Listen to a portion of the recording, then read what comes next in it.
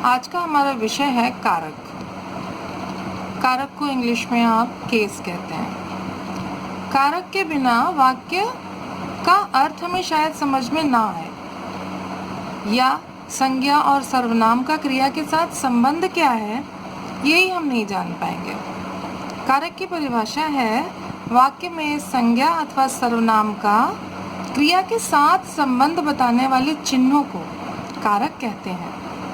देखिए, दो उदाहरण लिखे हैं जिसमें रमन, मोहन, उपहार, दिया। अभी आप इन्हीं पर ध्यान दीजिए जो ब्लू कलर से लिखा हुआ वाक्य है। रमन, मोहन, उपहार, दिया। रमन, मोहन और उपहार सभी संज्ञा है और साथ में दिया क्रिया है। दूसरे वाले वाक्य में भी रमन, मोहन और उपहार संज्ञा है और दिया क्रिया है। लेकिन जब बीच में कारक चिन्ह हमने लगाए, जैसे पहले वाक्य में रमन ने मोहन को उपहार दिया, तो यहाँ हमें पता चला कि एक संज्ञा ने दूसरी संज्ञा को कुछ दिया। क्या दिया? उपहार। किसने? रमन ने। किसको? मोहन को। लेकिन वाक्य वैसा ही है और हमने कारक के चिन्ह बदल दिए। रमन को मोहन ने उपहार दिया। यहाँ पर भी एक संज्ञा ने दूसरी संज्ञा को कुछ दिया, लेकिन अब वो नाम बदल गए। पहले रमन ने मोहन को दिया था, अब रमन को मोहन ने दे दिया। ये कारक चिन्ह होते हैं जो क्रिया, जैसे यहाँ पर दिया क्रिया है, रमन, मोहन और उपहार सभी संज्ञाएं हैं। इसी तरह से वाक्य में सर्वनाम भी आ सकते हैं, तो उसके साथ उसका संबंध बताने के लिए क्रिया के साथ संज्ञा या सर्वनाम का, या संज्ञा या सर्वनाम का क्रिया के साथ, दोनों तरह से इनका संबंध बताने के लिए कारक चिन्हों का प्रयोग किया जाता है। अब आपको इस तालिका के अनुसार मैं हिंदी के जो कारक हैं उनके चिन्ह और उनका क्या कार्य है और साथ में उनका एक एक उदाहरण समझाती चलूँगी। तो पहले मैं इसको एक रीडिंग करती हूँ, आप इसको ध्यान से सुनिएगा। जैसे कर्ता ने कर्म को करण से, संप्रदान के लिए अपादान से, संबंध का की के रा री रे ना नी ने, अधिकरण में पर, संबोधन हे अरे ओ। ये इसको याद करने का एक तरीका होता है जो शायद अनादिकाल से आ रहा है, हम लोगों को भी ऐसे ही पढ़ाया गया था और आपकी कन्वीनियंस के लिए मैं आपको ये बता रही हूँ। अब देखिए, सबसे पहले हमें मिलता है कर्ता। कर्ता का शाब्दिक अर्थ आप ये समझ लीजिए कि जो कार्य करता है, जो कार्य करता है वही करता है, मतलब काम करने वाला।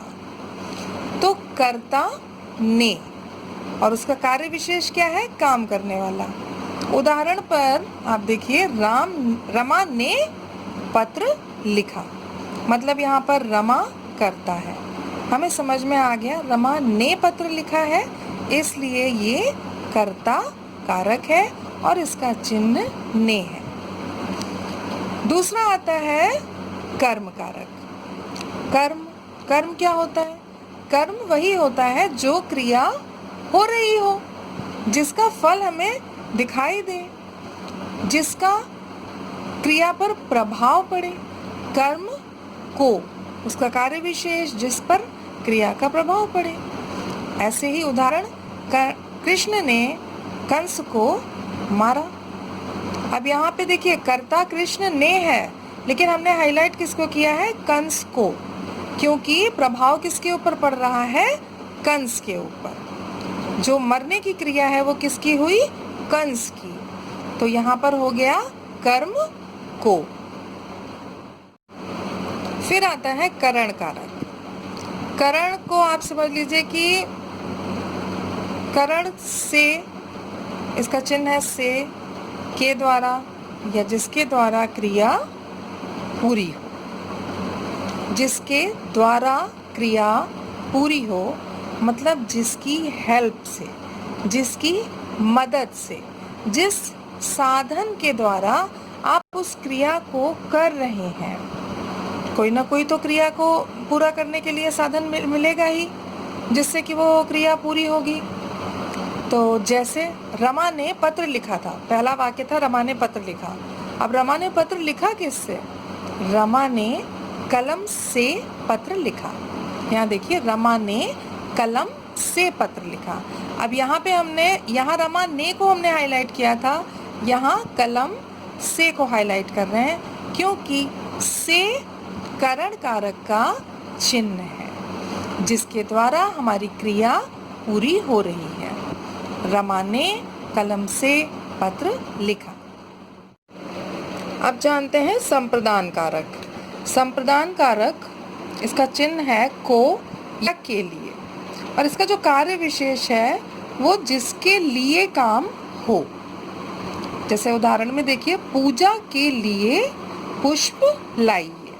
मतलब यहाँ पर जो पुष्प लाने हैं वो पूजा के लिए लाने हैं।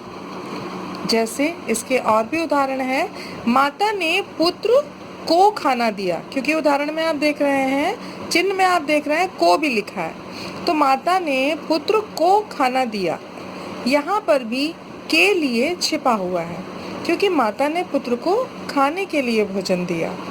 इस तरह से संप्रदान कारक के दो चिन्ह हैं, को और के लिए। जब किसी के हेतु, किसी के लिए कुछ काम किया जाता है तो वहाँ पर संप्रदान कारक होता है। अब जानते हैं अपादान कारक के बारे में। अपादान कारक, जिसका चिन्ह है से या अलग होने के अर्थ में से। एक से हमने करण कारक में भी पढ़ा, लेकिन वहाँ हम जिसके द्वारा क्रिया पूरी कर रहे हैं। लेकिन अपादान कारक का जो से है वो अलग होने का बोध कराता है। जैसे उदाहरण में जो वाक्य लिखा है, वह घर से चला गया, मतलब वह घर से अलग होके घर से कहीं दूर चला गया।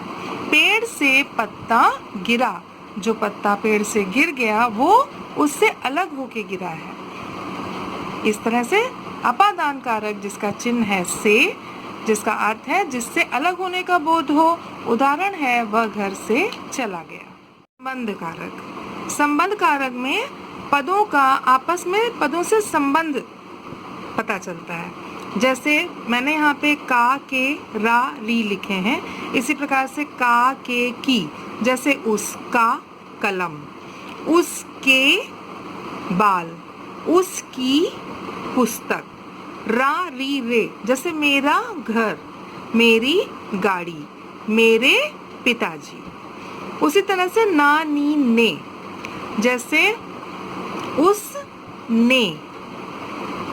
इस तरह से ये संबंध कारक होते हैं। यहाँ पर उदाहरण देखिए, मेरा चित्र देखिए। रा आया यहाँ पर, वो मेरा मतलब मेरे से संबंध बता रहा है। जो चित्र है वो किसका है? मेरा है। मेरा चित्र देखिए।